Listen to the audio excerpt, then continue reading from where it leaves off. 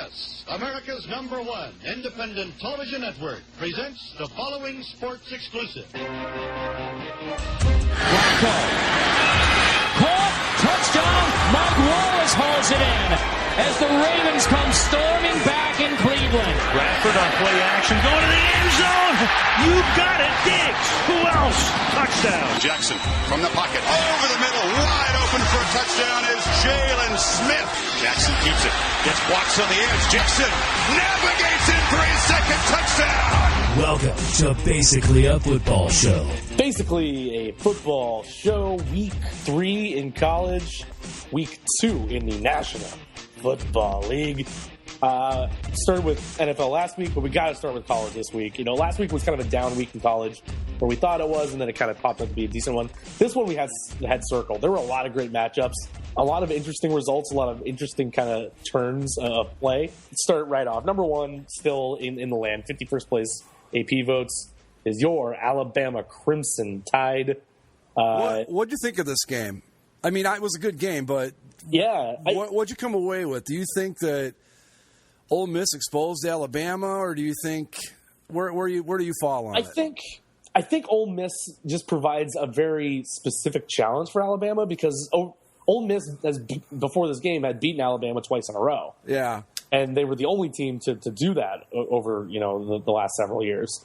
And you saw where they went up pretty big, and then their own mistakes really turned things, gave Alabama some life, and gave the Tide the ability to start rolling the momentum and getting the running game going. And then by the time Alabama went ahead, it looked like they were going to be pretty much in control. But Ole Miss, pushed the envelope there late. I don't think this is anything to detract from Alabama. I just think that it's a road. Their opening SEC game on the road against a team that knows how to play them, has confidence that they can beat Alabama. It's not like some teams where they say, no, well, we can do it. It's like, no, they've done it, and they know they can. So they weren't going to be intimidated by anything Alabama was going to put out there. But a good bounce back for their freshman quarterback, too, for Alabama. Kind of showed some moxie there to get them back into it. So I think it's a win all around. I think, Ole Miss, they're two important games to start the season, though, where they had kind of big leads and blew them both against Florida State and in Alabama. But I think Ole Miss kind of acquitted themselves pretty well in this game, and Alabama, made itself Alabama and kind of cleared the way in the SEC. That's where I'm at with it, too. I think Alabama just came out, and they're just that good. Ole Miss they just match up well against Alabama for some reason. Sure. It seems like in football, every team has that team they have trouble with, and we'll see it again in the NFL when we talk about Green Bay, Minnesota. Ole Miss is just a good matchup for Alabama, and if anything, to me, I mean, I think a lot of people might want to look at Alabama and go, oh, maybe they're not that good. I think this proves just how good they really are this year because 9 times out of 10, Ole Miss probably wins this game. Yeah, and I think they didn't this time. I think the other thing to take away from an overall standpoint, Chad Kelly, the quarterback from Ole Miss, is probably the only good quarterback in the SEC when it comes to pure quarterbacking. Probably. And I mean, he had a great day, 26 of 40, 421, 3 touchdowns. That's a great day against anybody except Alabama. And it didn't help that, again, the turnovers for Ole Miss. They had, Alabama had a lineman run back a touchdown, that sort of thing, and that kind of swayed momentum in this game. Oh, yeah, I was watching that, and I was doing my full Chris Berman when he was throwing that back, yeah. And I mean, if those little breaks don't go their way and they play a perfect game, then they probably beat Alabama on that day. But that's the thing is you have to have your perfect game to beat Alabama, even if you're a good team with a lot of talent like Ole Miss is. But yeah, I think it's really kind of a great result all around. A little disappointing if you're Ole Miss because you were in that game and you should have beat them. But Alabama learned something about itself, and I think Ole Miss. This is one of those losses that. Yeah, they're 1-2 right now, and they're 0-1 in the SEC, but they could probably still run the rest of their table and finish second to Alabama in the division and get themselves a nice bowl game when it's all said and done. Yeah. So Alabama stays at 1. Ole Miss, they were 18. They dropped down to 23. I don't know about that one. They're okay, but 1-2, I guess you have to knock them down a little bit. I suppose. I just think that. Well, I suppose, yeah. I mean, you can't leave them right there because they did lose. They are 1-2, so it's kind of hard to justify them. I mean, really kind of being in the 25 at all. But, okay, I'm okay with that. Yeah. Number 2 in the country now is your Ohio State Buckeyes. They move up one spot, and we'll get to the reason why they move up a spot. But they had a pretty decent game on their schedule. It's so great to see these teams scheduling these power teams and these well-known teams early in the season. And for Ohio State to go on the road to Oklahoma is a pretty big deal. Number 3, they were number 3. They went on the road to then number 14, Oklahoma. And what was billed to be a great game and ability maybe for Oklahoma to get back into it, if anything, it proved that Ohio State is just as good as everyone thought they were.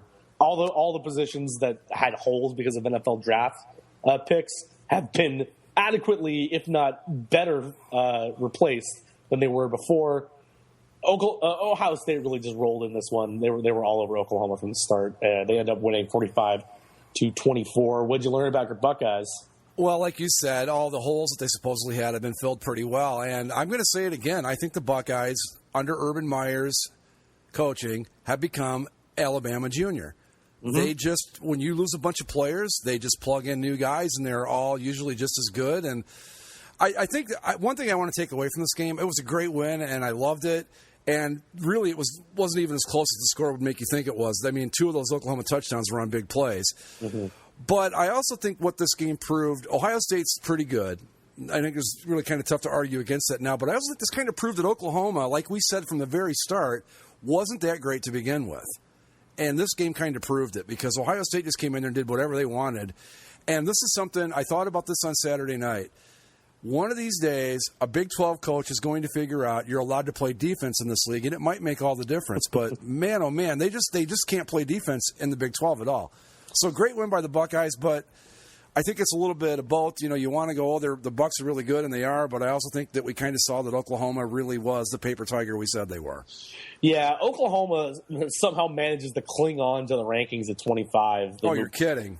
Yeah, they moved down 11 spots to number 25, but I got to ask, what are people seeing in this team that makes them think they're good? I don't know. In their 2 games against good competition, they have not even looked close to either of them. Sure, it's one thing to get blown out by Ohio State.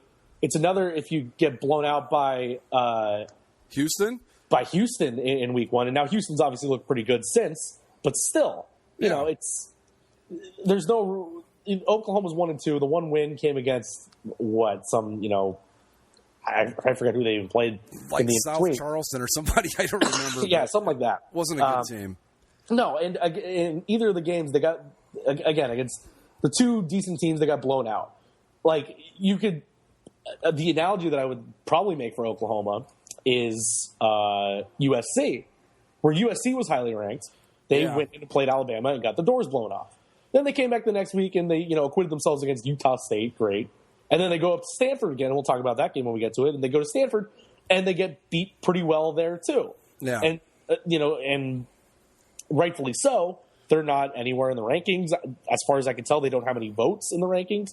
There's no reason for Oklahoma to be number 25, let alone have any votes. Sure, they might go on and win the Big 12 because, as we see now, the Big 12, even a team like Texas that had vaulted up because of a win against Notre Dame, the Notre Dame win looks a little less. Texas looks a little less after a loss on the road. And so, sure, they could be the tallest midget of the Big 12, but I don't see it either. I don't know what they have. They have a decent quarterback, a pretty good running back, but it hasn't shown up in either of the 2 games where they needed it to. No, they're really, again, they're good against their own. But that just, I think, goes to show you just how weak the Big 12 really is. Because this is just, I don't know. I don't see it. But great win by the Buckeyes. Again, they look great. The holes have been filled, I think, adequately. JT Barrett, boy, he picked a tough year to be a Heisman candidate, I think. Yeah, because, JT Barrett's looked pretty good. But if the voting were being done after week 3, yeah, it's 100%. If he wouldn't be unanimous, it would be a crime. The now number 3 Louisville Cardinal and Lamar Jackson. Holy shit! First off, what a player this kid is. Oh yeah, the first 2 games they play Charlotte and Syracuse, and he puts up pretty insane numbers, but it's still Charlotte and Syracuse. This was going to be their real test. It was going to be a grinded out game.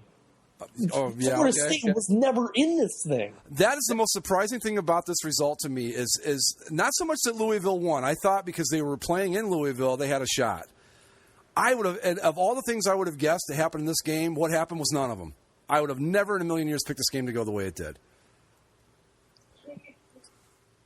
It's. I don't even know what to say about the guy. Here's his numbers because they're just nuts. He was 13 of 20, 216, 1 touchdown throwing. Fine, great. He was also 17 carries for 146 yards and 4 touchdowns. He is their passing offense. He is their running offense. He's a running back. He's a quarterback. Michael Vick tweeted out during the middle of this game that Lamar Jackson is 5 times better than he even was in college. It's for the type of quarterback that he is. It's absolutely insane. Like he's not even like a Johnny Manziel or a Tim Tebow type. He's something completely different. He's just a pure athlete, and it's amazing the things he's been able to do in 3 weeks. Well, you look at him, like you said, he's putting up. I mean, he's putting up great numbers for a quarterback and great numbers for a running back, and he's doing it as one person. Yeah, he's a Heisman running back and a Heisman quarterback all in one body. Right. And they just, I really thought, I still think Florida State's a good football team, but Jesus, I don't know what to make of this game. I mean, did Florida State just not show up? Is Louisville just that good? I don't know what to come away with. I know Lamar Jackson's that good, but man, what was the final? 63 to 20. Yeah, and it was never that close, folks. And Florida State came in as a favorite on the road. Yeah. I don't know what happened there. I know that it was the last thing I expected. That much I do know. I know people were talking up Louisville's defense before the season, and that was going to make them a contender and somebody that might be able to shock a couple teams down the road. But the way the defense is playing, which is great, combined with Lamar Jackson, who these are his numbers for the season.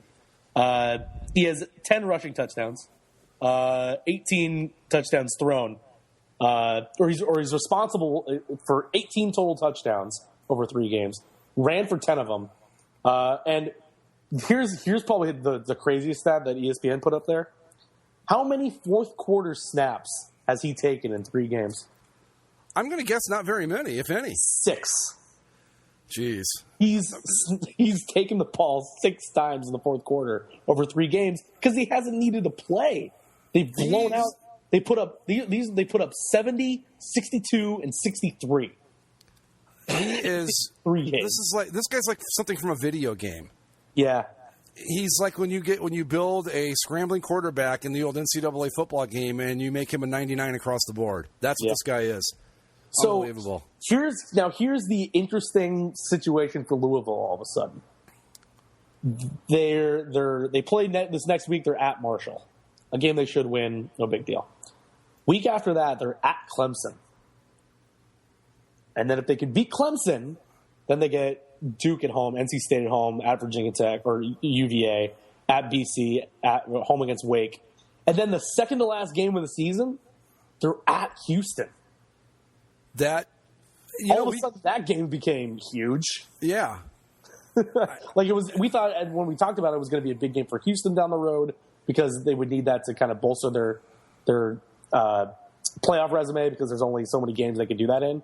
Now, when we get down to it, if both those teams have won out to that point, that's a play-in game. That's a play-in game, yeah. Yeah, So, well, and we talked too about that in the ACC. The game we came right out and said it's between Florida State and Clemson. That's it. Yeah, maybe not so much anymore. Maybe it's Louisville and Clemson now. I don't know. This was just an amazing performance across the board by Louisville, and I'm not surprised that Louisville won. I'm surprised at the way they won and how easily they won. And do you think was Florida State exposed, or did they just have a bad game? What happened here? Is Louisville just that good? Or is Lamar Jackson just so tough to defend that you don't know what to do? I think it's a little bit of all of that. But, with Florida State, the thing, too, is they got beat down pretty good in this game. They were down big to Mississippi Ole Miss at halftime in that first game, too, true. Before they came back. And, people just kind of brushed it off saying, well, that's what Florida State does. They come back late in these games. Excuse me. But, if you pair that first half performance against Ole Miss and this whole game against Louisville. I think it's a situation where people might have Florida State's maybe not as good as people had thought, and Lamar Jackson is just out of this world. You know, it'll be very interesting to see in 2 weeks what happens when they do go into Clemson, go into Death Valley, and take on the reigning national runner-up in the Tigers, and if they can truly make some noise here in the ACC and really, really, really shake things up. But I think if they beat Clemson, I think they run the table. I mean, Houston's good, but I don't know. I don't know. Well, again, yeah, if they can beat Clemson, as good as Houston has looked and how a lot of people think highly of them, if Lamar Jackson can play like this all season, he's the runaway Heisman winner, and Louisville should be a 3-touchdown favorite in every single game they play. Yeah. Yeah, amazing performance by the Cardinals and by Lamar Jackson in that game. Just to put a beat. I mean, that looked more like Florida A&M State than Florida State, or one of those, a directional school that they were playing. That was ridiculous. Yep, wow. Yep. What a performance. All right. So they move up to number 3. They jump up 7 spots from 10. Number 4 last week and number 4 this week is the Michigan Wolverines, and they too were in trouble for a while. There was a lot of talk during the week, little gamesmanship between the two. Michigan never releases a depth chart, or at least Jim Harbaugh doesn't, because he's an insane football coach type of guy. So Colorado put out a fake depth chart of their own with a bunch of football characters and things like that. John Harbaugh was not amused, or Jim Harbaugh, excuse me, was not amused by any of it. But Colorado goes into the Big House. They go up 21-7 after one quarter.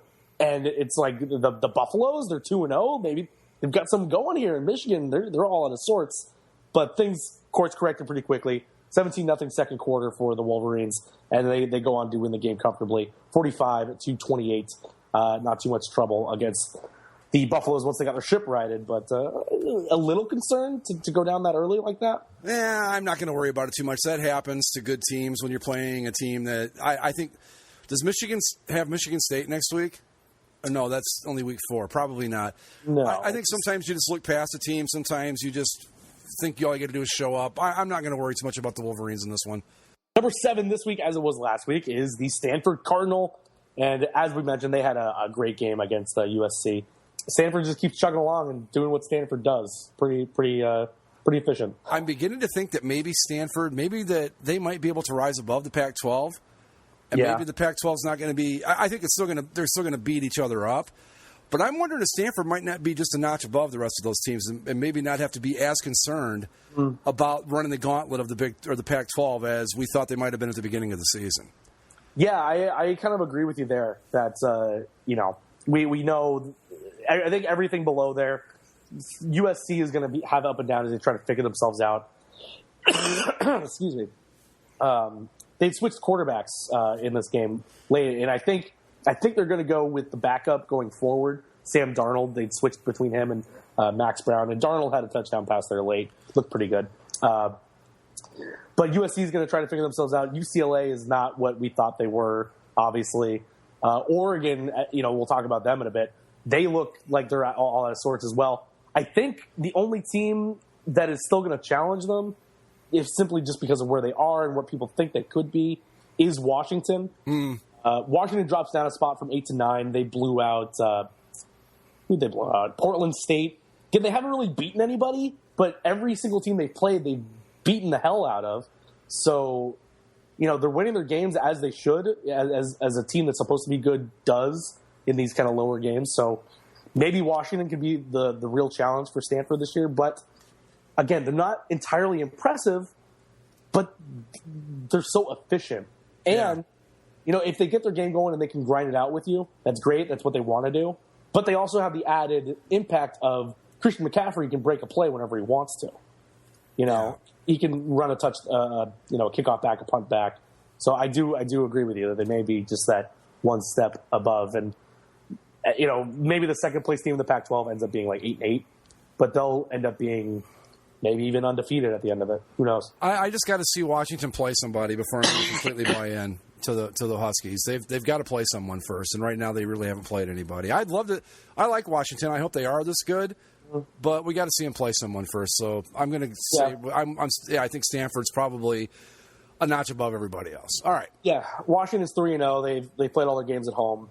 They go on the road to Arizona this week, which can be tricky in terms of just environment. But then in 2 weeks they host Stanford, so that'll be their big game there on the 30th. I think that might be. No, that's not a Thursday. That's a Saturday. But 2 weeks they host Stanford. That'll be where we learn if the Huskies are for real or if Stanford will have any sort of threat in the Pac-12. Right there. Next up, in between Stanford and Michigan, or in between Stanford and Washington, I should say, is number 8 Michigan State. They jump up 4 spots after a surprising win against Notre Dame. They going into the game they were higher ranked than Notre Dame. They were 12. Notre Dame was 18. But I think we both. Did we think that Notre Dame was going to win this one, or did we pick Michigan State? I liked Michigan State going into the season. But I don't know that I would have picked them to win this game. Yeah, I think I picked Notre Dame too. It was a home game for the Irish. Deshaun Kaiser was firmly entrenched at quarterback now. It looked like they were going to be able to start scoring some points and get out there. But Michigan State, they put up the numbers. Yeah. They were able to throw the ball pretty damn well in this game. The Irish defense did not look all that intimidating. And Michigan State walks out of South Bend with a 36-28 win. And down goes the Irish out of their, we had Notre Dame had to go practically undefeated to have any sort of shot. Yeah. And now they're done. They're just going to play out the string for maybe they can hope to get in one of those New Year's Day games that they can win out. Yeah, but they're playing the Outback Bowl for them. They're playing for the Orange Bowl or maybe the Fiesta Bowl at this point. They're completely out of, barring something completely ridiculous, they're out of the playoff picture. Unless we get to a point where everybody's got 2 or 3 losses, which I really don't see happening. Anything short of that, they're done. You think we're underestimating Michigan State a little bit? Well, I liked them better than you did going into the season. I said they were going to be good again. Yeah. I'm a little surprised that they were. I'm not surprised so much that they beat Notre Dame in Notre Dame. I'm surprised at how easily they did it. Yeah. I think Mark D'Antoni is a great coach, and I think I said it at the preview that I'm going to give them the benefit of the doubt until they give me a reason not to. I just I don't like it because now you got Michigan and Michigan State are both good, and my team has to play both of those guys. Yeah, well, that's the life in the Big 12 East. But I think the Big Ten, can we finally say probably that they've kind of gotten past the issue that they had over the during the. The like. Are they good enough? Yeah, I think they're good again now. Maybe not quite SEC good, but they're not a joke anymore. Yeah, they're not SEC, but they're still pretty damn good. At least those top 3 are just as good as.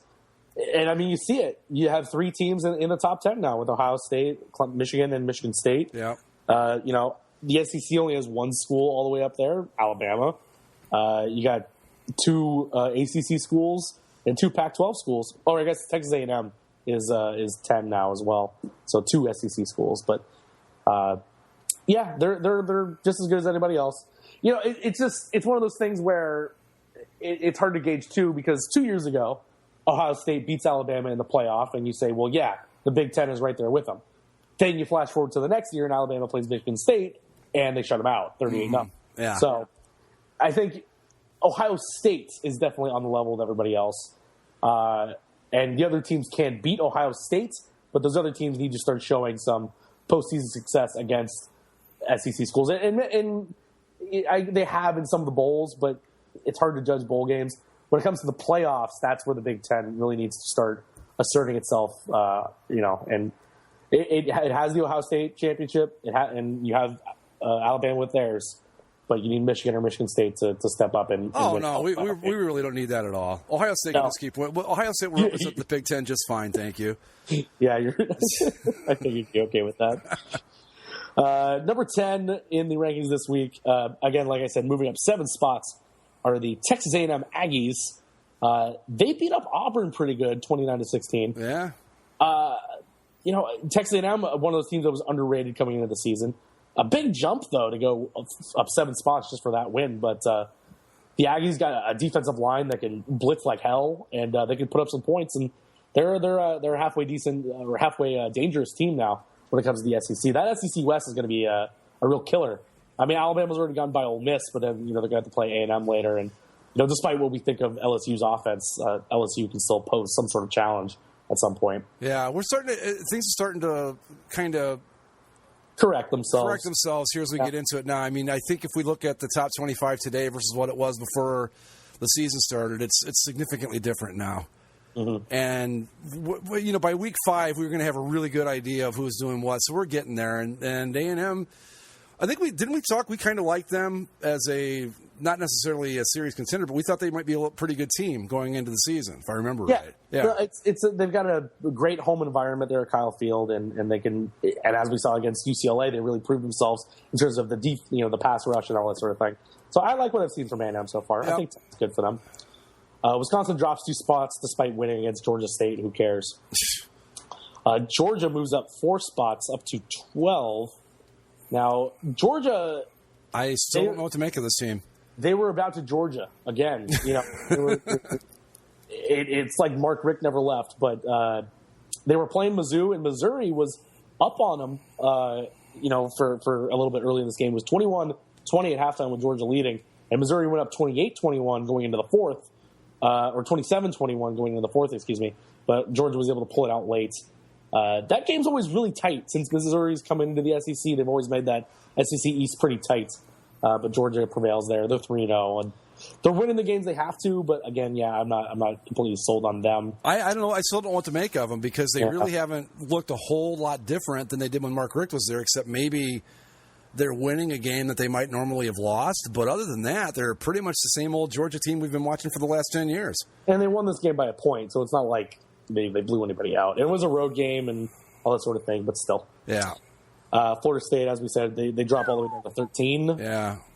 Tennessee moves up 1 spot. They beat your Ohio Bobcats at home. Yeah, that's too bad. Yeah, only by 9 points, though. Oh, Bobcats did okay, huh? Yeah, Tennessee's hasn't been too exciting themselves. They're kind of underwhelming. Yeah, they are. Going to be better. Miami jumps up 10 spots up to number 15. Miami beat up Appalachian State 45-10. Again, another one of those things where, it's a decent win, but jump them up all the way to 15, 10-spot jump. Especially when you look at who they've played so far. Yeah. And they've played absolutely no one. I mean, Appalachian State is the best team on their schedule at this point. Yeah. I don't see them as being, where are they here? It's, what are they, 15? Yeah. I'm just not, again, kind of like Washington, but to a lesser extent, we got to play somebody first before I'm willing to. I don't know. The Miami, teams like Miami, well, we see it with Oklahoma too. Mm-hmm. The name recognition. Sure. It's like they just don't want to go, hey, these guys, even though they're 3-0, they might not be very good because they're Miami. But I don't see them as the 15th ranked team in the country. No way. Baylor moves up 5 spots. They're 3-0 still. Again, I don't think Baylor's going to be much of anything just because of the controversy around them. But, they still have the talent and they can score some points. They played on Friday. They beat Rice pretty well. Yeah. Rice, whatever. Arkansas moves up 7 spots. They're 3-0. LSU moves up 2 spots to 18. Florida moves up 4 spots. They're number 19. Number 20, a new team into the rankings.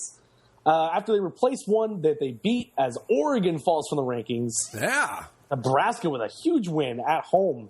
A good scheduling job there by Oregon to go on the road. But a hell of a game that went back and forth, very tight. Nebraska pulls this one out 35-32. And Oregon, continuing to try to replace Marcus Mariota with FCS transfers. Finally came back to bite them here as the Ducks go down 35-32. They fall out of the rankings. Nebraska, like I said, jumps up to number 20. Yeah, nice win for the Huskers there. That's a good win for them. Yeah, and such a great story for the Huskers, too. Obviously, their punter died in the offseason, and there's always been a lot of tributes. In week 1, they took intentional delay of game penalty on their first punt because, they couldn't get all 12 guys out there, and that sort of thing. Yeah, so that was pretty nice. So good for Nebraska to win, and Mike Riley doing pretty well there for the Cornhuskers. Yep, as head coach. Number 21, falling 10 spots, the Texas Longhorns. Now, I know a lot of people probably didn't see the end of this game because I was at a bar at 1 a.m. our time, and it was like the middle of the fourth quarter. It was pretty late. a back and forth, a real barn burner between Texas and Cal. Same thing as last year, where Texas ended up winning in Austin by a point after a missed extra point. Cal, they can score some points still, even without Jared Goff. 50-43, they win a real shootout there against the Longhorns. And again, same thing. Cal would have been up by 2 touchdowns, but their guy dropped the ball before he got into the end zone because he's a cool guy. But still, effectively, Cal won by 2 touchdowns in this game, and it was a. I'm just going to say it again. I talked about it with Oklahoma, Ohio State. I'm going to say it again with Texas. I don't care, and I've said it, I think, every week so far of the season. Until the Big 12 teams learn how to play defense, they are at risk to losing to anyone they play. Yep. Because, as you can see, a team like Cal, I don't even know how good Cal is this year, but even an average Cal team is good enough to score points against a Big 12 non-existent defense. So that's what you're going to look at with the Big 12. Oh, yeah, no. I mean, if you put Cal in the Big 12, they're no worse than Baylor or CU. They don't play defense they don't play defense at all, but they've always been able to score points. Well, they just create wide receivers out of thin air up there. But that's the thing with the Big 12. It's like everybody's, the spread offense came along and all that, the multi-receiver sets, the whole bit. Everybody jumped on it in college football. But the good teams, look back to like Urban Meyer at Florida, or, the teams, they still play defense. Except in the Big 12, we're like, we don't need defense. We're just going to throw the ball, and hopefully we can outscore you the whole way. It's just, I just think that every week, I don't care who they're playing, they're always in danger of losing because their defenses are so terrible in that league. Yep. 100%. Conference, I should say conference, not league, but same point. Another new team to the rankings comes in at 22, and it's the San Diego State Aztecs. Yeah. Fun fact about these Aztecs and their jump up into the rankings, if this would load for me. The San Diego State Aztecs in the top 25 of the AP for the first time since, when do you think? When's the last time San Diego State was in the top 25? I'm going to say when Marshall Faulk played there. November 7th, 1995. That's about right, isn't it? I believe that is the Marshall Faulk San Diego State Aztecs. Yeah. It's been a while, but SDSU representing the Mountain West all of a sudden in the in the top 25. How about that? Yeah.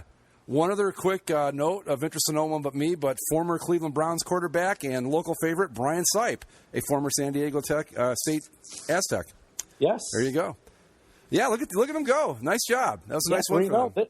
It was one of those things that we didn't really touch on a whole lot because of, they weren't ranked and all this sort of thing. But a lot of people pegged San Diego State as being able to make some noise as one of those group of 5 teams. And obviously they're all going to be overshadowed by whatever Houston does. Yeah. But should Houston, slip at any point during the season, San Diego State, they're good enough to keep running up there and winning some games. And maybe they'll be I think playing on years at the end of the year. I think we looked at Houston's schedule early on, and the only team that we saw them being potentially concerned with was Louisville. At the time, I don't think we saw them being as concerned with Louisville as they probably should be now, but I think that was about it. But, yeah, if the Aztecs, if Houston can trip up along the way, maybe Louisville knocks them off, the Cougars knocks off the Cougars, the Aztecs could get right in the conversation as the group of 5 team. That would be cool. Mm-hmm. Ole Miss, like we said earlier, they fall down to 23. Utah jumps into the rankings after being not ranked, jumping into 24th. 3-0. They host USC this week on Friday. Always a tough team at home. So yeah. Utah again, makes some noise. One of those Pac-12 teams that's going to be in the mix when it comes to, especially because they're in the Pac-12 South, they'll be one of those teams in the mix for a championship game spot at the very least. I like the Utes in that game against the Trojans. I'm just going to come right out and say that. Yeah, I would be right there with you too. As much as I would love USC to be successful, they have a lot to work out before things start going their way. And as previously mentioned, Oklahoma hangs on to its ranking, 25th. Okay, let's look at real quick on Oklahoma because I just want to run them into the ground just a little bit more. Yeah. Okay, they're ahead of Iowa, who I believe had their first loss. Hold on.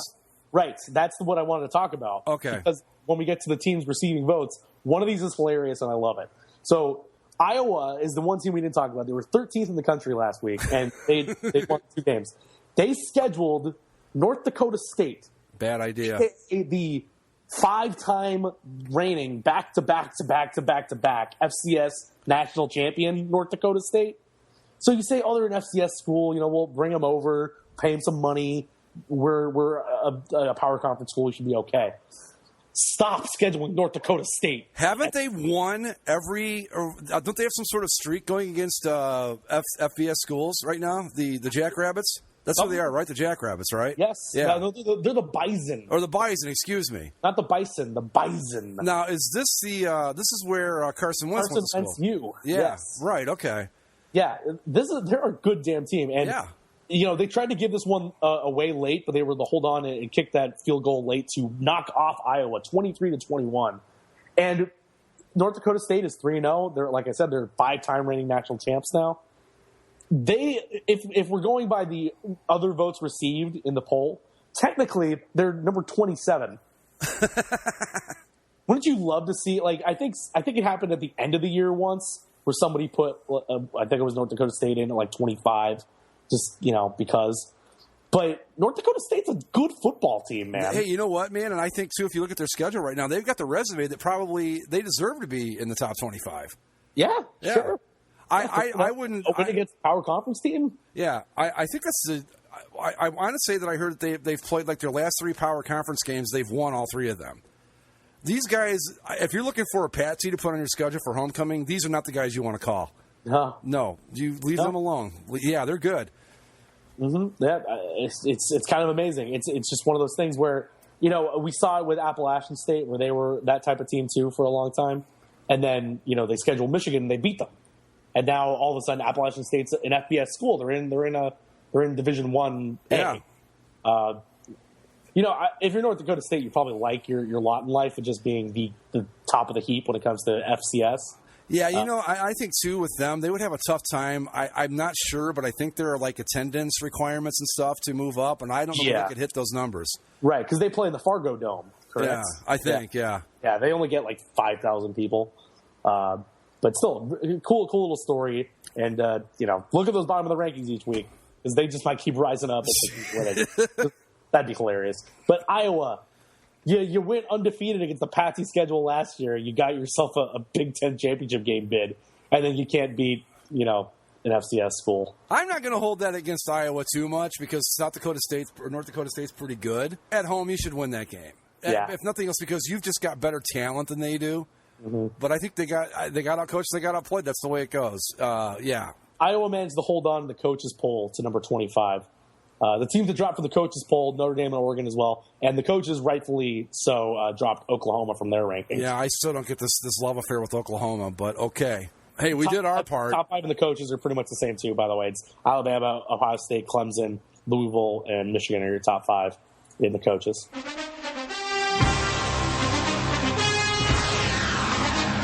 Move over to the National Football League. And as you just alluded to, Greg, it's one of those things where, I think it's part of the reason because we all try to make an opinion after 1 week. And then since it's 2 weeks, it's a 50-50 of, well, are they this team or are they that team? I'm not sure. But some interesting little results here. A lot of teams are all of a sudden 1-1. Are they good? Are they bad? The only thing worse than week 1 in the National Football League is week 2. Because you think you might have an idea of what's going on after week 1, and you get to week 2 to find out you had no idea what you were talking about in week 1. Well, let's start at the beginning of the week on Thursday. The New York Jets going up to Buffalo to take on the Bills. And the Bills were ahead for a little bit in this one. Again, it's those Thursday games. They're so strange, back and forth. Well, the Jets are able to pull this one out in the fourth quarter, a 37-31 win. I got no thoughts. I mean, the Jets were better than the Bills. This game was probably too close, or closer than it should have been. And the Bills are supposed to be terrible, and I think they are. The Jets won again. They're supposed to. This one to me is basically 2 things surprised me about it. Well, really only 1 thing surprised me about it: the score. I never would have thought in a million years the final of this game would be 37-31. I was looking at this like a 2014, 2017 game going into it. Yeah. And the Jets are what? Would they miss an extra point in the first week? They're like a missed extra point for being undefeated right now. Yeah. But I think the Jets I think you're right about the Jets. I think they're going to be a playoff team this year. The Bills are going to be terrible.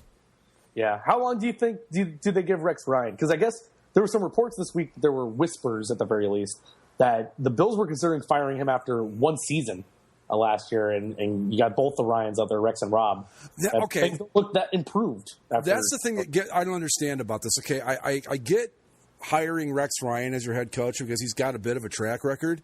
Yeah. It seems to me, and maybe I'm wrong, maybe I'm not paying attention closely enough, but it seems to me every defense that Rob Ryan's ever run hasn't been that good. He was with the Saints, and they weren't very good. I remember being with the Cowboys, they weren't very good. Why does this guy keep getting a job? You can't tell me there's not someone out there that's better at being a defensive coordinator than this guy. And to bring them both in, I just don't get it. Well, why do you think Jay Gruden got a job? Well, because of his brother, I'm sure. Why do you think Marty Schottenheimer's kids have gotten jobs? Yeah, but I know. It's a thing where, like, they've been in a football organization, they have a brother who's good, so it's just kind of it's a name that sticks around in your head, you know? Yeah, I guess. You're like, oh, yeah, Rob Ryan. I've heard of him. He's good, right? Yeah, except that he's not. No. But no, I think especially because the Bills had a lot of defensive talent. That was supposed to be their strength, and it's just not. No.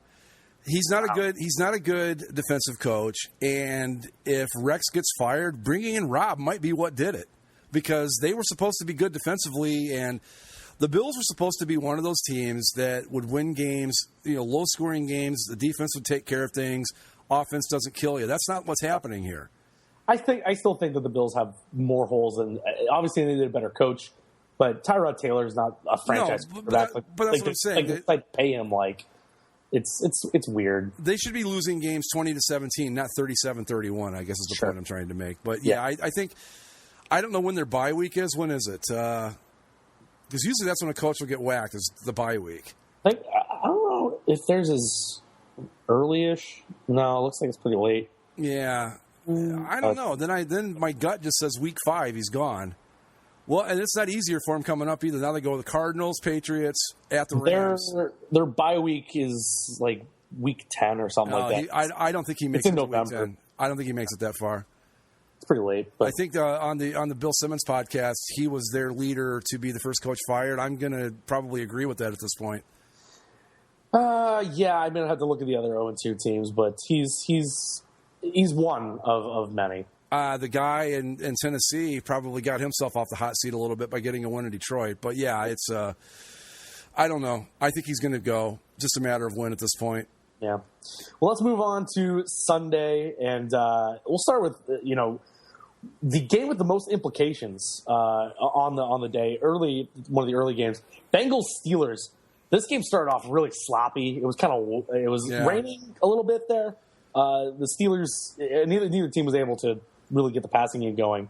But the Steelers were able to outpace the Bengals in this one. Kind of really, despite neither team being able to do too much of anything, I always felt the Steelers were in control of the game, at least. Right, I agree. And the Steelers end up outpacing the Bengals, like I said, 24-16. 3 touchdowns for Big Ben.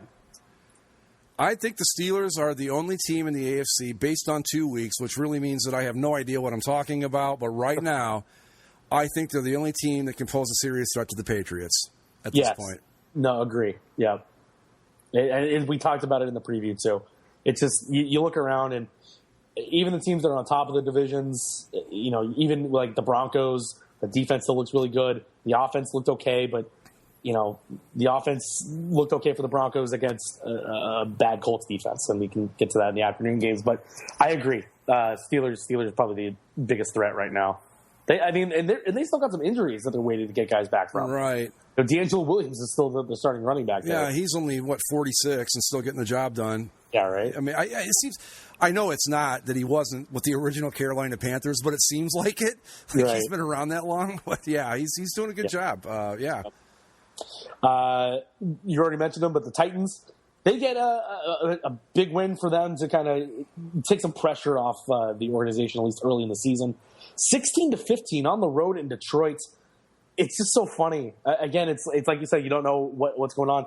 In week 1, the Lions could score at will, and the defense, didn't look great. But they put up so many points against the Colts defense, which was also bad. And the Titans looked pretty bad against the Vikings. Come this week, and all of a sudden it's a tight game that the Lions can't, pass themselves out of a paper bag, and the Titans win this one close. It's one of those that we said, but what do you make out of any of that? I don't know what to make of it. I think that what we had here was a battle between two bad teams, and the Titans got the win. The thing that surprised me about this was that the Lions at home, you would think with a good quarterback like Matt Stafford, they should have little trouble with this Titans team. But the Titans, they played good defense. I don't know, maybe the Lions offense just wasn't very good. I don't know what you come away with this. I know that neither one of these teams are going to be getting a lot of talk come week 14. I know that for sure. Yep. I don't think that either one of them are a playoff threat or anything, but I'm surprised the Titans won. Speaking of two teams that aren't too much of a threat, and one that you got duped, Greg, early Sunday. The Cleveland Browns. Wow. 20-2 lead after the first quarter. Everything's going great. It's all coming up. Browns, Josh McCown looks great. And then Josh McCown's injured. And then the Browns don't score a point for the rest of the game.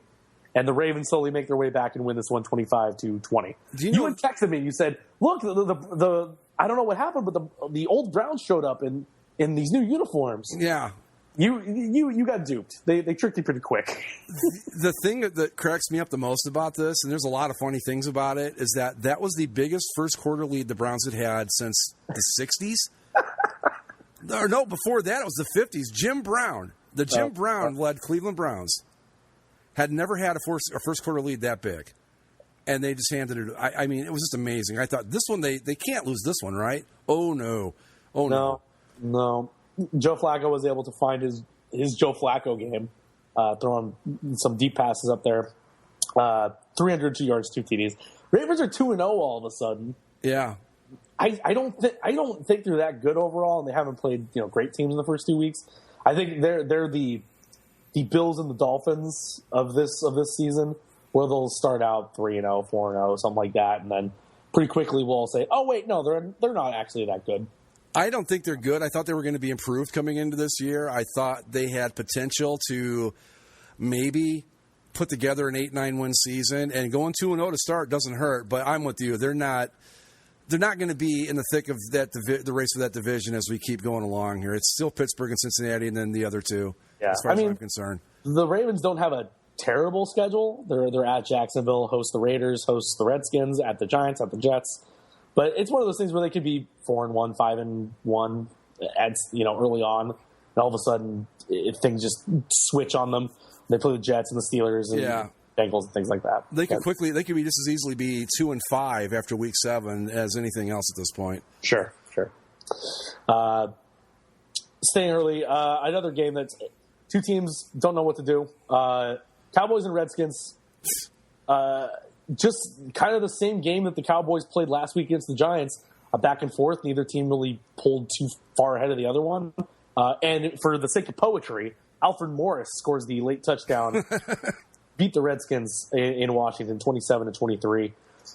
Kirk Cousins, fine. Ezekiel Elliott, good. Yeah, but I don't know what to do with either of these teams either. I mean, the Redskins are 0-2 now. Cowboys are 1-1. Good for Dak Prescott to get his first win, but that's a whole lot of Yeah, but you know what? I think, especially after watching them last night, I think the Eagles all of a sudden might be the favorite in that division. Now I'm putting a lot of faith and a lot of stock into a rookie quarterback that really hasn't played anybody yet. Yeah. But with this Redskins-Cowboys game, I think, again, just a matter of two teams that are pretty evenly matched, and the Cowboys got the win. Dak Prescott's not killing them, which is a good thing. Yeah. I think Zeke Elliott will get it together. I'm a little disappointed at the start he's gotten out to because he looked pretty good in the preseason, but I don't know. Either one of these teams, the Giants, I take that back. The Giants are going to be the team to beat in the division, but these two could just as easily be in it as be bottom feeders. I just don't know what to make of them. I don't think either one of them are that good. I know that. Yeah.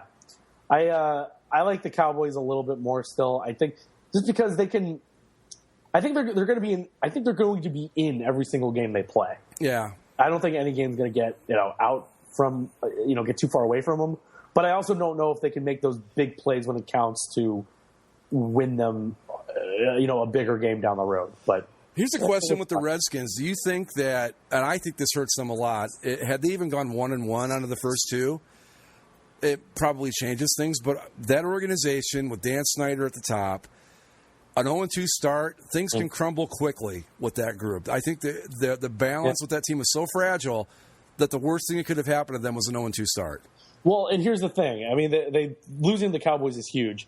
They're at the Giants next week. If they go 0-3 with losses to the Cowboys and Giants, then you press the panic button, and then you get into peak Redskins territory where they kind of do what they do, and Dan Snyder acts like he acts, and then the media starts ganging up on, should Jay Gruden be fired? Is Kirk Cousins the guy to fix things? Well, they're already complaining about Kirk Cousins. It's week 2, and there are already rumblings. I mean, that's what I'm saying. This team, there is just no margin for error with this group. Like this 0-2 start with that organization, the way the media is with that team, forget it.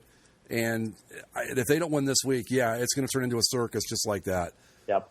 And speaking of the Giants, I think that this game didn't turn out how I thought it would have, with a little bit more passing offense. But the Giants were able to squeeze one out at home against the Saints, 16-13. Now the Giants don't look terribly good, but the ability for Eli Manning in that offense to have 3 receivers to throw to, with Sterling Shepard, Victor Cruz, and Odell Beckham, that changes the entire dimension of that offense and makes Eli a much more effective quarterback. And it makes the Giants a legitimate threat in that division.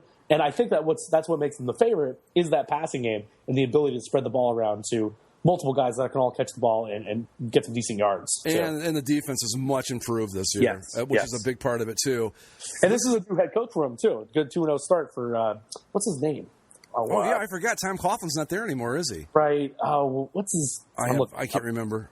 I'm looking it up. But the Giants, I think this is a game they probably lose last year, and they won it this year. But I think the Cowboys game last week, they probably lose last year. They win this year. So they're all of a sudden, it looked early on like it might be Washington and, I don't know, I guess Dallas at the top with the Giants maybe making a run. And all of a sudden it's looking like, okay, it might be Philly and New York. This division's such a mess. Who knows? Yeah, I got to think it's the Giants. It's Ben McAdoo. Okay. All right.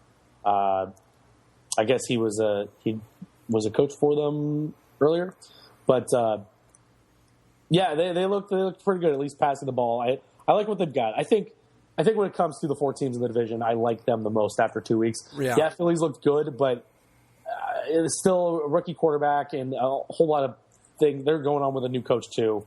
I think they have a lot more things to address than the Giants do. I think the Giants have pretty much been the same team over the last few years. It's just a matter of them winning or losing the football games. Well, and with the Eagles too, you've got to look at who they played. Their first 2 games were against the Cleveland Browns and the Chicago Bears. Right. Yeah. And I think against who they play week 1, Cowboys, which is again a big division win for them, and a Saints team that looked pretty good a week ago. Yeah. So the Giants, of the 2, the Giants definitely have the better resume right now. Yeah, but I still like the way. I think Carson Wentz was probably a smart pick for the Eagles. But anyway, let's move on here. Elsewhere, the Panthers beat up on the 49ers pretty good, 46-27. I hope you enjoyed that Week 1 win, 49ers, because now you're back to the real world and remembering that you suck. Yeah. And Cam Newton, again, a great day for him. 353, 4 TDs, back to being Cam Newton of old. They shook off that Week 1 loss to the Broncos pretty well. And Panthers are going to be just fine. Yep. Now, this one, very interesting for a lot of different reasons. The Patriots against the Dolphins, and things were looking great for the Patriots early. Jimmy Garoppolo, 2 touchdown passes in the first quarter. Things were looking up. I think he threw 3 touchdowns. They were up 21-0. Smooth sailing for the Pats. They're going to go 4-0 without Tom Brady. No sweat. And then Garoppolo gets tackled pretty hard and separates his shoulder. Is it? Uh-huh. Is it a separated shoulder, or is it like a ligament thing? I forget. But either way, Jimmy Garoppolo, the Pats Nation holds their breath as Jacoby Brissett. Do you even know where Jacoby Brissett played his college ball last year? I haven't. I didn't even know he existed until Garoppolo got hurt. North Carolina State's own Jacoby Brissett. Okay. Is the backup quarterback for the Patriots. Now the starting quarterback for the Patriots. The Dolphins got some life there and started to come back, and the Patriots were able to hold on and outlast the Dolphins 31-24 in this one. So, the Patriots do what they need to do in getting the win. But I think this is really the extent of the test of well, it doesn't matter who's in there at quarterback. Right. It's the system that matters. Because who the hell is Jacoby Brissett? I was before we started recording, I kept trying to remember his name, and I kept thinking his name was something Brisket. That's how little I knew about him. I was like, like Zeppelin Brisket or something like that. I had no idea what his name was. Mm. If they come out and he plays well, then I don't know what it's going to become. But here's the thing. They just made him turn around and hand the ball off for the rest of the game, as far as I saw when I was checking into it. But here's the thing with the Patriots, they've done really all they needed to do with these first two games. They'll come out of it 2-2 at worst now before Brady comes back. So that's really all they were shooting for. Yeah, they're playing on house money now for the next two. Well, the other thing I think the thing that's kind of a downfall for the Patriots, it was something that was being talked about kind of openly, at least on Twitter and in many football circles, that with how well Garoppolo was playing, they could very easily do what they did with Matt Castle, get a trade, and get some assets for the guy now, if they think that Brissett is a fine enough backup quarterback. And they'll get their look at him in the next few weeks to really make that decision. But you're not going to trade for an injured quarterback. No. So they're not going to get that anytime soon. And not that I'm crying for the Patriots or anything, but, they'll be fine. But the whole conversation changed pretty quickly. Here's my question. Who backs up Jacoby Brisket? I mean, most teams don't carry a fourth quarterback. Right, so they're going to have to sign somebody off the scrap heap, right?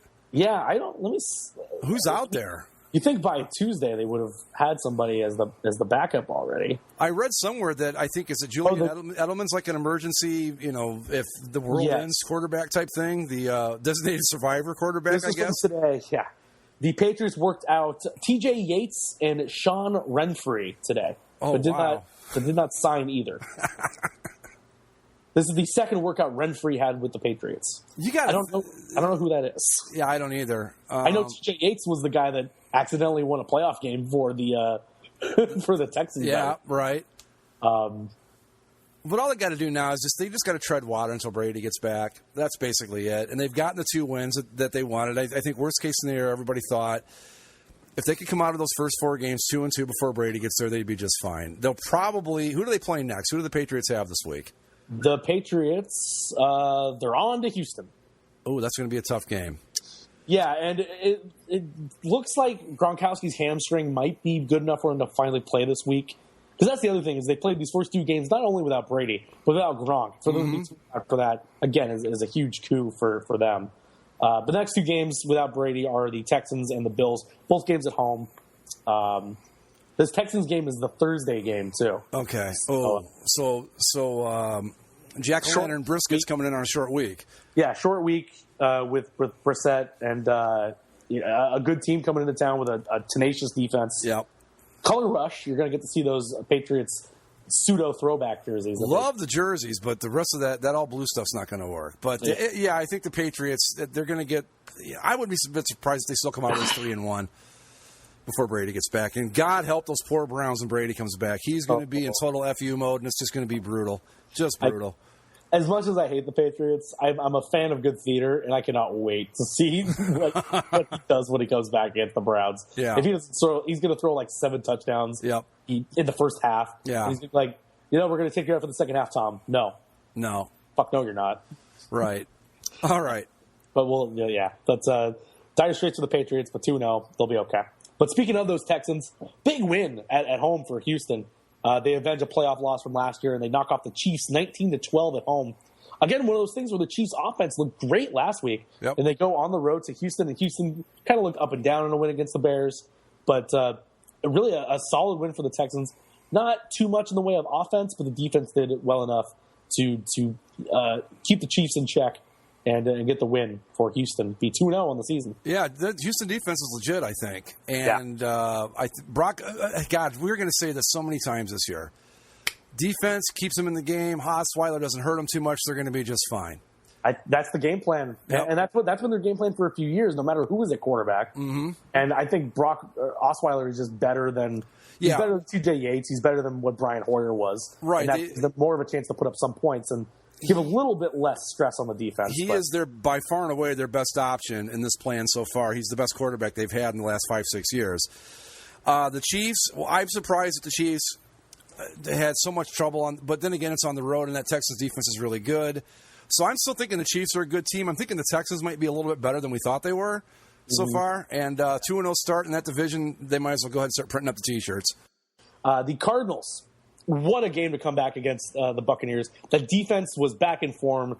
I think 3 interceptions, 2 fumbles, something like that. And obviously the Buccaneers made a lot of mistakes and did a lot to themselves. James Winston, not his best day. But a big bounce back for that Cardinals D. And Carson Palmer, 3 touchdown passes. He looks back in midseason form from a year ago. A real statement for the Cardinals to come back and play like they did at home against a team that some people were starting to get a little high on. I was just going to say, this gives you an idea of why NFL Week 2 is so awful. Last week, the Buccaneers, everybody's like, hey, they're going to be good, blah, blah, blah. And then we get to this week, and here we are. Yeah. Cardinals, again, now they lost a tough game to a very good team last week. So, it's good to see them come back. But this is why you don't know anything after even 2 weeks in the NFL, because the Cardinals just absolutely had their way with the Patriots, or the Buccaneers, excuse me. The question I have in this game, what was Patrick Peterson doing pointing to the crowd, running out of the end zone with that interception?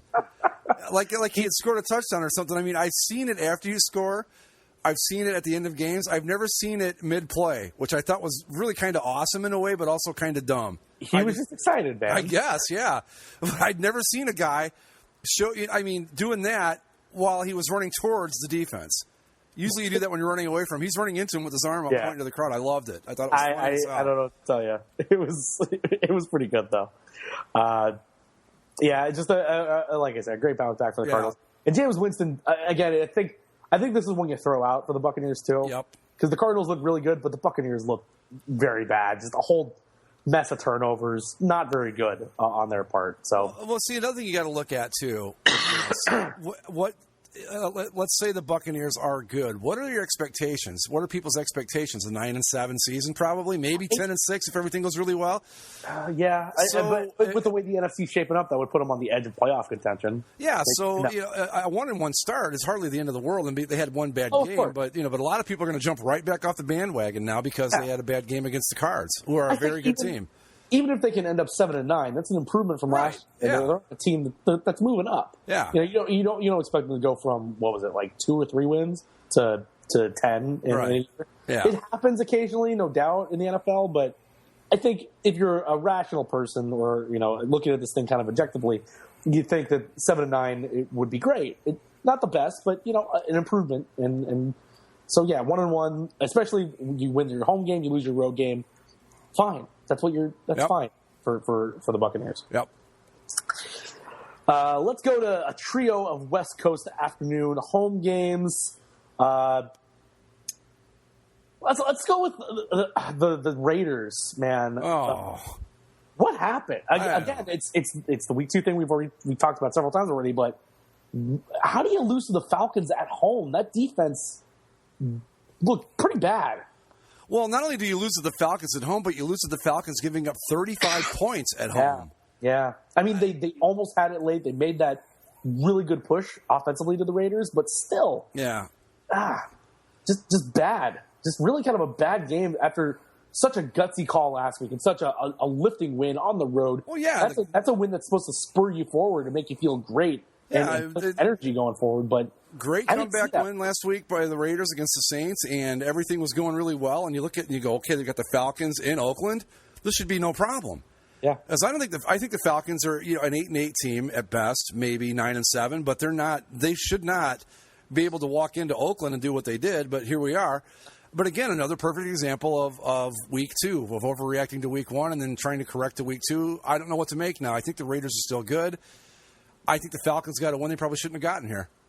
Well, I think the Raiders' offense did what they needed to do. 28 points is good. But it's that defense. I mean, yes, Matt Ryan can still throw the ball a little bit, but 396 yards and 3 touchdowns? Yeah. Julio Jones with 106 yards and a TD. Now, Julio Jones is one of the more talented receivers in the league, and Matt Ryan can still throw the ball a little bit, but man, you can't.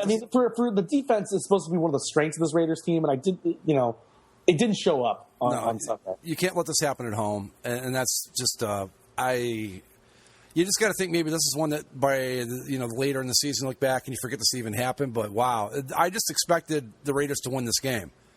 I would have had I might have had them 1-1 to start the season, but it would have been reversed of what we've seen so far. I'd have thought, okay, maybe a tough loss at New Orleans because it's on the road. It's a 1:00 game for them. They come home, they take an easy win against the Falcons. So really, another way to look at Week 2, I suppose, is if you look at how you were looking at a team going into the season. If you say, okay, I got them 1-1 after these two, they got there maybe in different form than you wanted them to, which I think the way they got there is a little more concerning to me.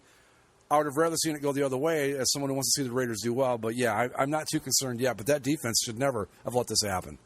Yep. Stay in the AFC West with another surprising result for the home team. The hell happened to the Chargers? I mean, such a deflating loss, and they lose Keenan Allen for the season. And the Jaguars, they look so good at home. They're going to be the team that's on the rise. Neither of those things played out. The Chargers were energized, for lack of a better word. Yeah. And the Jaguars look terrible. Yep. Chargers win this one 38-14 in what may be their final home opener in San Diego, and in that awful all-white getup that they choose to wear early on in the season now. Oh, you don't like that? See, I thought it looked pretty good. No, I don't like it. Okay. The white hot, they try to call it. It's stupid. But what happened to the Jags? What happened to the Chargers? What is this? The Chargers clearly can score some points. I think we've established that. Yeah. I think that's consistent through 2 weeks, yeah. The Jaguars, this is what happens with a team that's going to be pesky and is on its way up. They're going to win some, they're going to lose some. So I just surprised the Chargers were able to bounce back against. I'm not going to say they're a good Jacksonville team, but a pesky, solid Jacksonville team. And the Chargers coming off that just crushing defeat against the Chiefs last week. This is not the result I expected at all. No, definitely not. It's just a real surprise for the Chargers to play that way at home. But good for them, to play in front of the dozens of people that showed up at Qualcomm State. Did you see any pictures of the crowd in this game? No. So the lower bowl was full, as it is for most NFL games, but and the upper deck was a third full, kind of wow at the top reaches, and then the club level was completely empty. There's this middle ring of seats that has no one in them. That does not bode well for this vote coming up at all. No, and I read an article kind of saying basically that the Chargers, this is like their Hail Mary that they need this vote to go through, or they're going to L.A. This is like their last shot. Yeah. So as much as, I don't need them, most of us, and, we'll talk about it here in a second, but I think we're all pretty excited to have the Rams back in our lives. And yes, there's a few pockets of people that aren't Rams fans, but the Chargers are going to be such a second-class citizen when it comes to football in this town because, they're going to be the second team back. They don't have that long history here in the first place. They're going to play in the Coliseum, where the Rams have been home prior and will be home now. They're going to play in a stadium that was designed and halfway paid for by the Rams. It's going to be none of it is going to be theirs. They're just going to be living in it. Well, I think, like as Mike put it, they're going to be the NFL Clippers. Yeah, no, basically. completely. Yep. Complete with moving from San Diego to share a building with a Midwestern team. Yeah. But, a small crowd like that does not make me confident about the vote at all. No. But you compare that to the 91,000 people that filled the Coliseum on Sunday.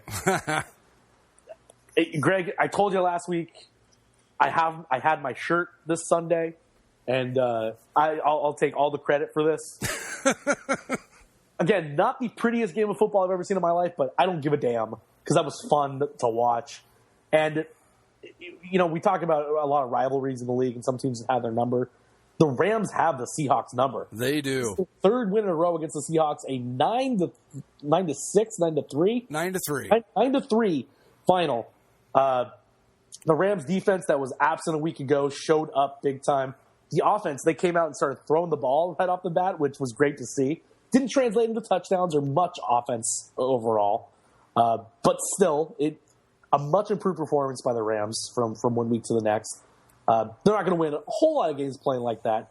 But again, they match up so well with the Seahawks that they lock it down when they need to lock it down. Just an amazing experience overall. And the Rams look so good. in the Coliseum, in the daylight, in those throwbacks. How much better do those throwbacks look in daylight as opposed to that stupid dome in St. Louis? Oh, my God, it was so great. Well, because, I would do my best and worst, and I'd be like, the Rams throwbacks, they're okay, but I'm not a big fan. I'd forgotten that these things are meant to be seen outdoors. Because I saw it, and I'm like, no, that's what I'm talking about. They looked great. I think the big question to me coming out of this game, obviously the Rams have the Seahawks number, but the Seahawks offense has not shown much at all in the first 2 games of the season so far. No. And again, they just match up really well, so maybe it's hard to exactly tell. But from what I watched of the Seahawks, they're not the same. Not having Marshawn Lynch back there is a difference. Yeah. Kristen Michael and Thomas Rawls, these are the guys that they're trying to throw in there. Thomas Rawls was supposed to be the starter. He's got beaten out by Kristen Michael. Yeah. And yes, Russell Wilson's playing with an ankle sprain, and maybe that has something to do with it. But still, the feeling you had when the Seahawks were on the field, the only time I felt like the Seahawks had kind of flipped the switch and they were going to be the Seahawks for a minute was that final drive before the Rams forced the fumble and ended the game. But besides that, I was confident in the Rams' defense being able to hold them off the field and shut them down on third down a lot in this game. Yeah. Yes, there were a lot of kind of weird offensive pass interference calls against the Seahawks. Not something you see a whole lot of usually, but I thought most of them were pretty legitimate. The ones I saw were, yeah. Yeah, but there is something wrong with the Seahawks. And you can say it's injuries. You can say it's maybe just the age, or not age exactly, but everybody catching up to them. And again, a bad matchup, but they didn't look any better this week than they did against the Dolphins at home last week. No, and I think that if the Seahawks had played better offense against the Dolphins at home and put points up, and then this happens, you go, well, it's just a bad matchup with the Rams. It's nothing to worry about. Right. But the offense has been anemic both weeks. Now, again, it's only week 2, and as much as we would love to and have tried to over the years, we can't bury the Seahawks just yet. No, of course, yeah. They might bounce back next week and score 50. You just don't know. But right now, they don't look so hot. And of course, despite them not looking great last week, they still won the game. So they're 1-1. Yeah. They could very easily flip it around. And I mean, at one point last year, they were, 3-5? They were, we had pretty much written them off. Yeah, and then they righted their ship pretty well and won a playoff game at the end of it. So, a lot of time left for the Seahawks to kind of find themselves, but not great by the Seahawks. And the Rams. And really, when it comes to offensively, both these teams are pretty equal through 2 games. The difference, of course, is that the Rams have yet to score a touchdown in 2 games. But again, like I said, it wasn't the best thing in the world, but nice having your own team, though, isn't it? Nice having a home team. Nice having a blackout sort of thing. It was so good. Yeah, it felt so right. The Rams is back. The Rams, and they're 1-1. So we were ready to kick dirt on them last week, but I think they're still right where we think they can be. They need something on offense, though, man. Got to go to Sean Mannion.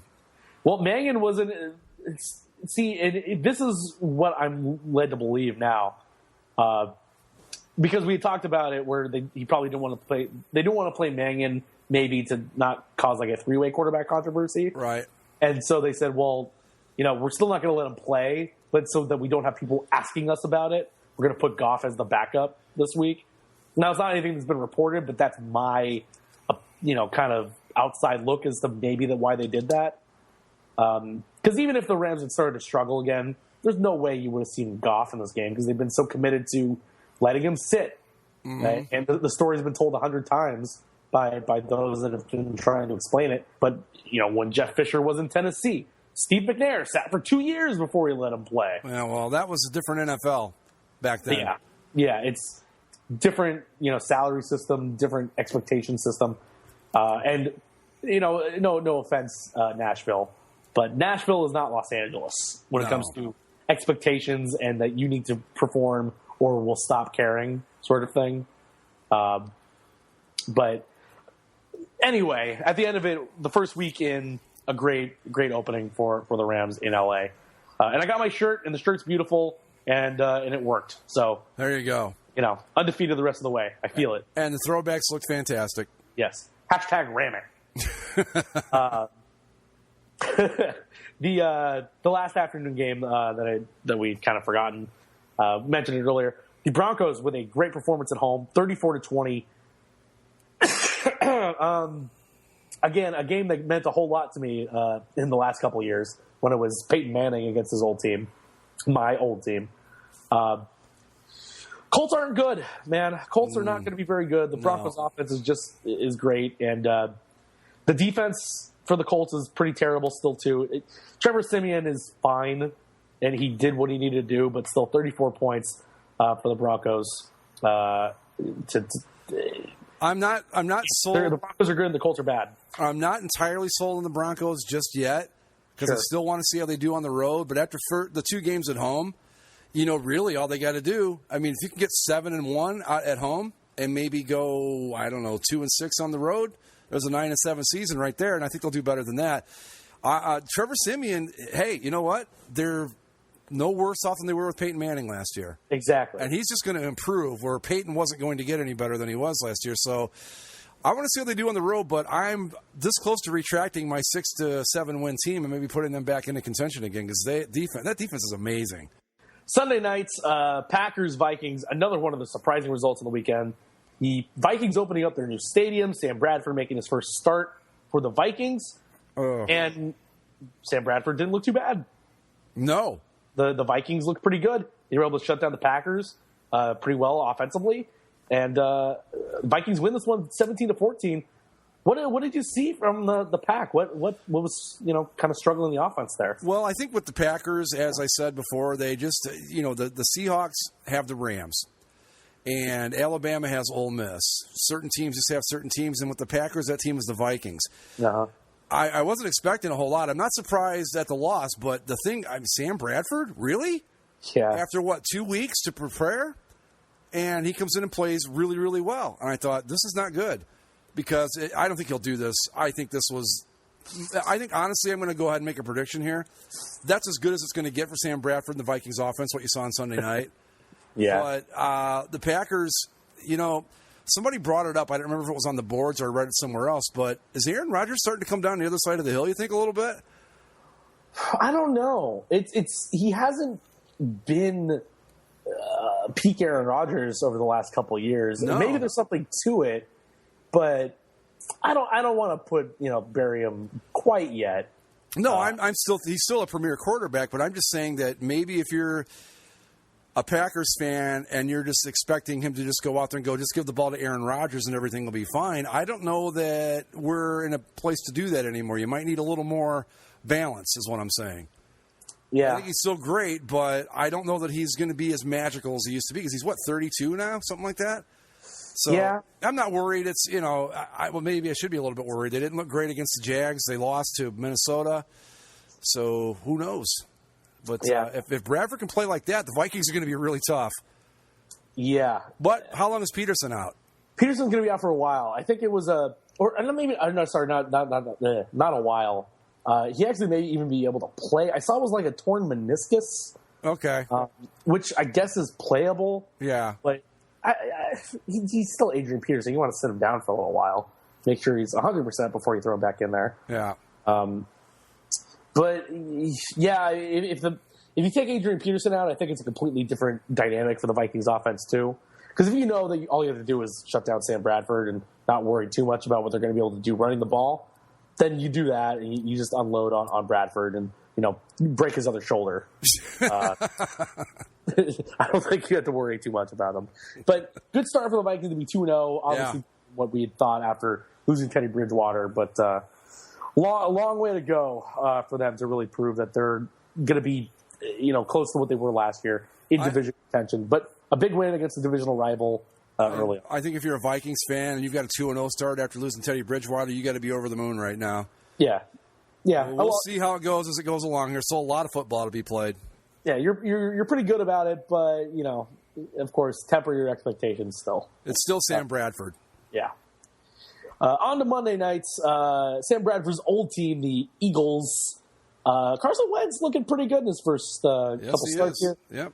Eagles get the win on Monday night, 29-14 over the Bears. Wentz 190 TD. Not world exploding stats or anything like that, but he's been very effective over 2 weeks. Yes. And the Eagles are 2-0. Again, not the greatest competition in the world, but a nice start for Wentz in his career. I agree. He's looked solid, and that's really probably all you wanted out of him going into the season.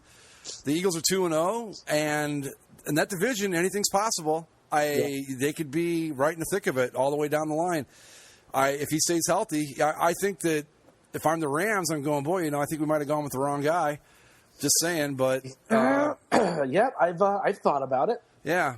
So I just this poor Bears team. I don't know. I don't think they're going to be very good. Did you see the nonsense that Stephen A. Smith said today? No, I don't. I tried my best to avoid Stephen A. Smith. He said that Jay Cutler is the worst quarterback in the NFL. Okay. And I don't based think on so. what? Yeah, right. I don't know. I didn't care to listen to it or read the argument or listen to it at all because I feel the same way. I avoid it at all costs. Let me ask you this: who would you rather have with the Rams right now? Would you rather have Jay Cutler or Case Keenum? That's easy for me. I'm taking Cutler. Yeah, I from a pure if it's just him as a quarterback on the field, yeah, Cutler. Yeah, when it comes to everything else around him, he can have an attitude and things of that nature that maybe you don't want to deal with. But I don't know. I never thought Chicago was a good match for his personality. I think he's a great fit for L.A. Yeah, I think if I'm Jeff Fisher, I'm on the phone. But who would the Cleveland Browns rather have? Zeppo McCown or Jay Cutler? I'm taking Jay Cutler in that deal. I don't think he's the worst. Is he one of the best quarterbacks in the league? No. But the worst? Far from it. Far from it.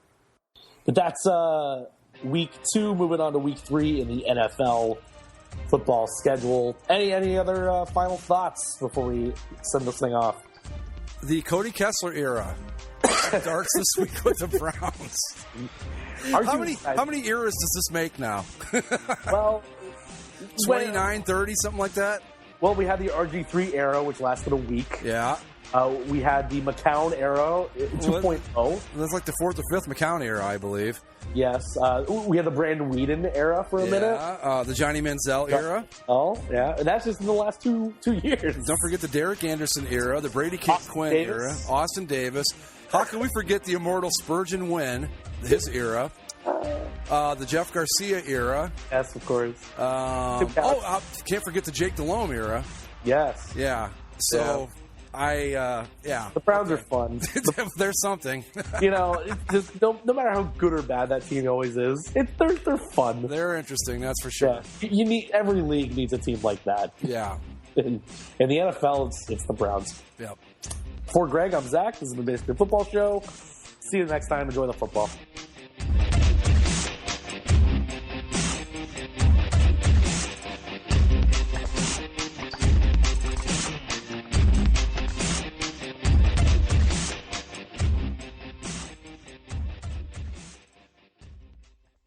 Wayne Harkins. I had it then.